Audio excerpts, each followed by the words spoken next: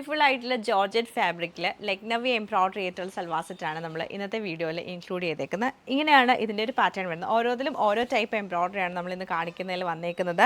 ഇത് നമുക്ക് നല്ലൊരു പാനൽ പോലെയാണ് ഇതിൻ്റെ എംബ്രോയിഡറി വരുന്നത്. സെൻറ്ററിൽ ഇങ്ങനെ പാനൽ പോലെ തിക്കായിട്ട് എംബ്രോയിഡറി കൊടുത്തിട്ടുണ്ട്. പിന്നെ രണ്ട് സൈഡിലേക്ക് നമുക്ക് വർക്ക് വരുന്നുണ്ട്. ബാക്ക് സൈഡ് നമ്മൾ നോർമലി കാണുന്ന പോലെ വലിയൊരു മോട്ടിഫും പിന്നെ കുഞ്ഞു കുഞ്ഞു മോട്ടിഫും വരും.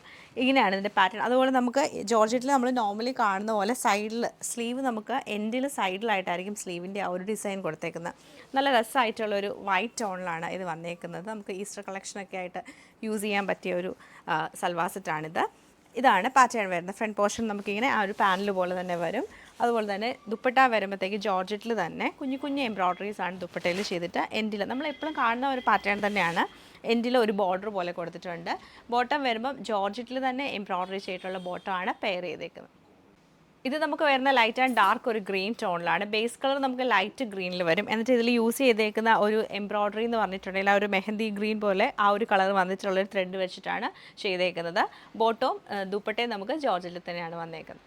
സെയിം പാറ്റേൺ തന്നെ നമുക്ക് ലൈറ്റ് ഒരു ഗ്രീൻ ടോണിലാണ് വരുന്നത്.